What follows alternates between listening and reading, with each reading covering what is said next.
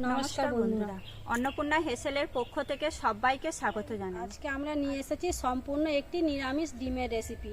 যারা নিরামিষ খান তাদের জন্য, আবার যারা আমিষ খান তারা যে কোনো নিরামিষ দিনে এটা অবশ্যই একবার বানিয়ে দেখবেন, খেতে খুবই সুস্বাদু লাগবে। ভিডিওটি প্রথম থেকে শেষ পর্যন্ত দেখার অনুরোধ রইল।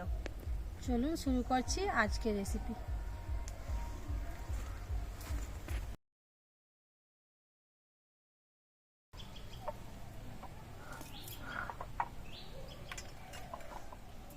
ডিম রান্নার জন্য আমরা নিয়েছি ছানা। তো এই ছানাটা আমি বাড়িতেই কাটিয়েছি। আপনারা যদি মনে করেন দোকানে যে পনির পাওয়া যায় সেই পনির দিয়েও কিন্তু এটা করা যাবে। আমি এখানে ছানা দিয়ে বানাবো। আর নিয়েছি বেসন, ময়দা, কর্নফ্লাওয়ার। প্রথমে আমি ছানাটা ভালো করে মেখে নেব। একটু সময় ধরেই এটাকে ভালো করে মাখিয়ে নিতে হবে এইভাবে। এবার আমি বেটে নেব মগজদানা, সাদা তিল আর কাজু।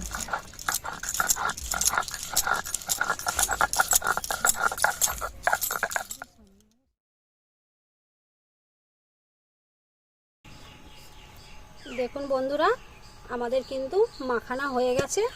দেখে বুঝতেই পারছেন কতটা নরম হয়ে গেছে এবং মিহিও হয়েছে। দেখুন, তো এবার আমাদের এটাকে একটি রোল করে নিতে হবে। এইভাবে রোল বানিয়ে নিতে হবে। তারপরে এইখান থেকে কিছুটা অংশ আমি কেটে নেব। এটা দিয়ে আমি কুসুম বানাবো। ডিমের যে কুসুমটা হয় সেটা বানাবো। এবার আমি এর মধ্যে দিয়ে দেব 1 চামচ ময়দা আর দেব 2 চামচ বেসন। তার সঙ্গে দেব 1/2 চামচ কর্নফ্লাওয়ার। আপনাদের হাতের সামনে যদি কর্নফ্লাওয়ার না থাকে নাও দিতে পারেন, তার পরিবর্তে ময়দার পরিমাণটা একটু বাড়িয়ে দেবেন। আর দেব সামান্য তেল, 1/2 চামচের মতো তেল দিয়ে দেব। দিয়ে এটাকে ভালো করে মেখে নিতে হবে। দেখুন, এটা আমাদের মাখানো হয়ে গেছে। এবার এর ওপর দিয়ে আরও একটু তেল দিয়ে মাখিয়ে নেব। তারপর এটাকে 10 মিনিটের জন্য আমি রেস্টে রেখে দেব। যে ডোটা আমি কেটে রেখেছিলাম এটা এবার কুসুম বানাবো। তো তার জন্য দিয়ে দেব এর মধ্যে হলুদ রং। এই হলুদ রংটা দিয়ে এটাকে ভালো করে মাখিয়ে নিতে হবে। বন্ধুরা, 10 মিনিট যে রেস্টে রেখেছিলাম সেটা 10 মিনিট হয়ে গেছে। এবার ওর মধ্যে আমি 3টি মাঝারি সাইজের আলু আগে থেকে সেদ্ধ করে রেখেছিলাম। তো ওটার মধ্যে এবার এই আলুগুলিকে আমি ভালো করে মেখে নেব। এইভাবে মেখে নিতে হবে। দেখুন বন্ধুরা, আলু আর ওই ময়দার ডোটা আমি একসঙ্গে ভালো করে মাখিয়ে নিচ্ছি। তো এইভাবে মাখিয়ে নিতে হবে, তবেই যে ডিমের শেপটা ভালোভাবে দেওয়া যাবে, নইলে ফেটে যাবে। ডিমের কুসুমের জন্য যে ডোটা বানিয়ে রেখেছিলাম সেইখান থেকে ছোট ছোট করে কেটে গোল গোল করে বানিয়ে নেব। এবার এইভাবে ছোট ছোট করে বানিয়ে নিতে হবে। ডিমের জন্য যে ডোটা আমি বানিয়েছিলাম তা থেকে এবার অল্প অল্প করে কেটে নেব, নিয়ে এবার ডিম বানাবো। দেখুন বন্ধুরা, এবার আমি হাতের মধ্যে এইভাবে গোল করে নেব। বেশ একটু চেপে চেপেই গোলটা করতে হবে, তারপর এইভাবে নিয়ে নিতে হবে। তো এবার একটু আঙুল দিয়ে মাঝখানটা এমন চেপে দিতে হবে। তারপর কুসুমের জন্য যে ডোটা বানিয়েছি সেটা দিয়ে দেব। এরপর এইভাবে চারিদিক থেকে মুড়ে দিতে হবে। দেখুন, এটাকে আবারও ভালো করে গোল করে হাতের সাহায্যে বেশ চেপে চেপে তারপর ডিমের শেপ দিয়ে দেব।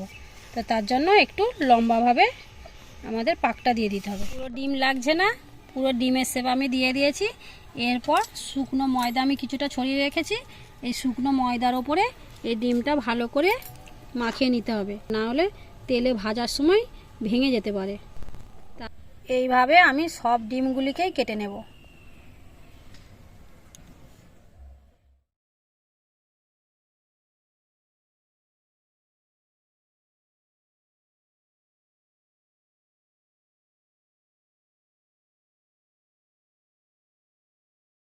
দেখুন বন্ধুরা, আমাদের এখানে সব ডিমগুলো কিন্তু রেডি হয়ে গেছে।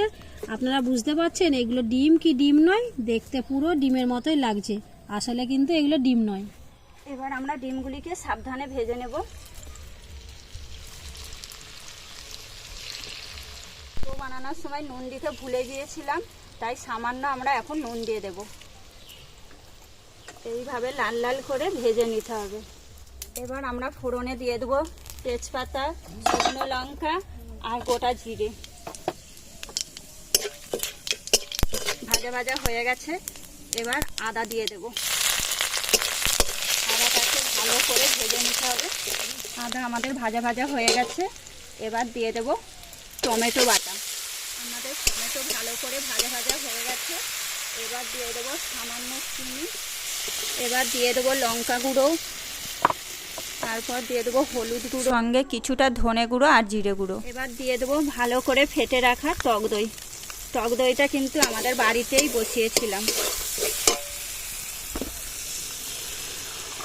এবার দিয়ে দেবো পরিমাণ মতো নুন। বন্ধুরা, আপনারা কিন্তু নিরামিষ রান্না করলে এই টক দইটা অবশ্যই দেবেন, আর যদি মনে করেন আমিষ রান্না করবেন তাহলে এটা পেঁয়াজ রসুন দিয়েও করতে পারেন। এবার আমাদের মশলা কষানো হয়ে গেছে, এর মধ্যে দিয়ে দেব কাসুরি মেথি।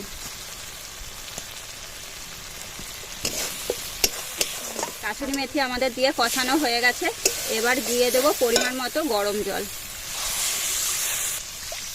ঝোল আমাদের ফুটে গেছে, এবার দিয়ে দেব ভেজে রাখা নিরামিষ ডিমগুলি।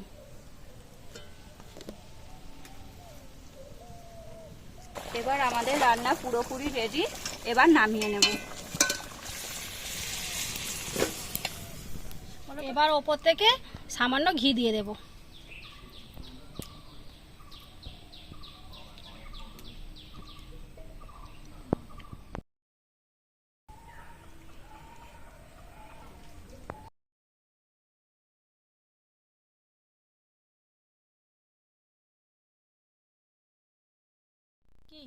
বন্ধুরা, আমাদের ভিডিও আমরা এখানে শেষ করলাম।